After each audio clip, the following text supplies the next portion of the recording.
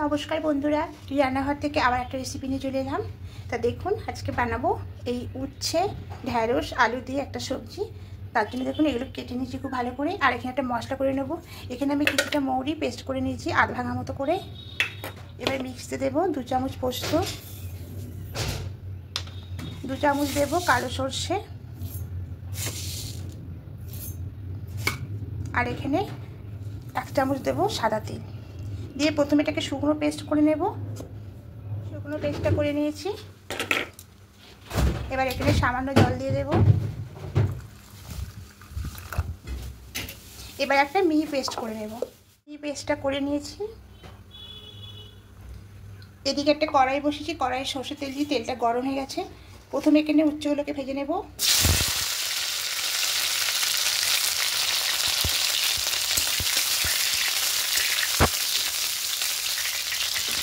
নেব 1 চামচ মতো রাঁধুনি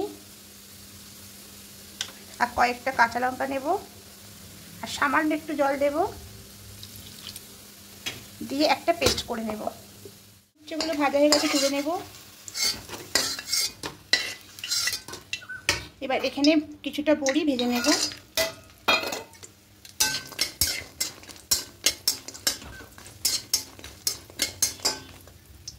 লাল করে ভাজা হয়ে গেছে, তুলে নেব বড়িগুলো।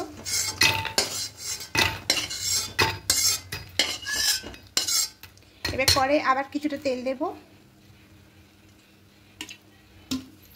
এবার তেলে দেব রাঁধুনি ফোড়ন, 2টো তেজপাতা আর সেই ভাঙা মৌরিটা হালকা একটু ভেজে নেব। গন্ধ বেরিয়েছে। এবার এখানে ঢ্যাঁড়স আর আলুটা দিয়ে দেবো।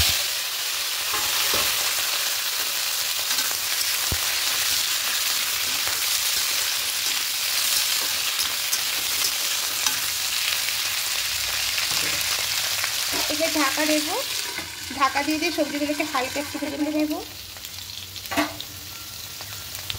সবজিগুলো ঢাকা চাপা দিয়ে দেখুন হালকা করে ভাজা হয়ে গেছে। এবার এখানে লবণটা দেব, হলুদ গুঁড়ো দেবো,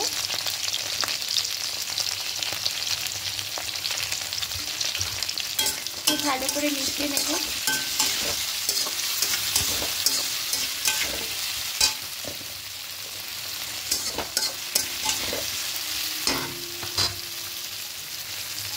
এবার এখানে যে মশলাটা করেছিলাম ওই মশলাটা এখানে দিয়ে দেবো।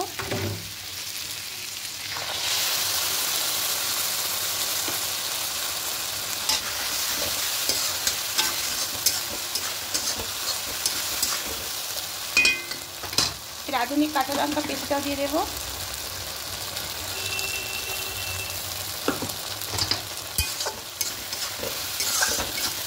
খুব ভালো করে সব কিছু মিশিয়ে নেব। এখানে উচ্ছেগুলো দিয়ে দেবো।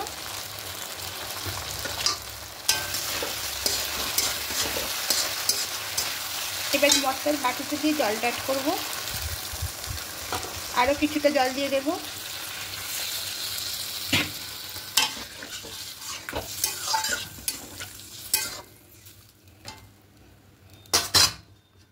এবার ঢাকা দিয়ে ঝোলটাকে ফুটতে দেব। নেব। এবার দেখে নেব আলুগুলো সেদ্ধ হয়েছে কিনা।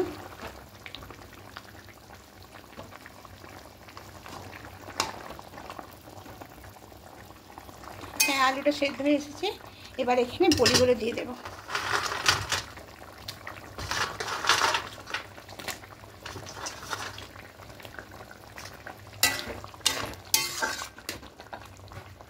বড়িগুলো দিয়ে আবারও ঢাকা দিয়ে কিছুক্ষণ রাখবো।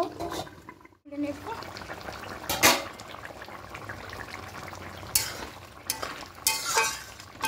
ঝোলটা শুকিয়ে দেখুন গা মাখা হয়ে এসছে।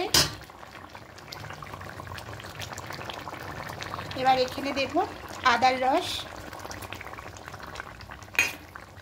আর সামান্য একটু চিনি দেব, দিয়ে খুব ভালো করে মিশিয়ে নেব।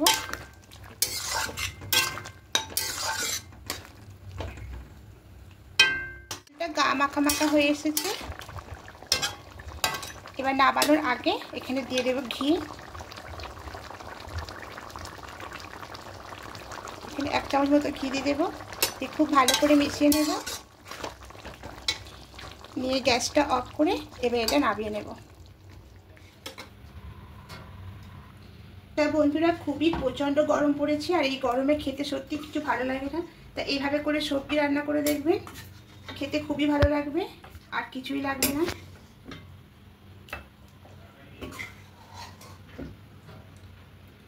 যদি বন্ধুরা আমার রেসিপিগুলো আপনাদের ভালো লেগে থাকে অবশ্যই কমেন্টে জানাবেন।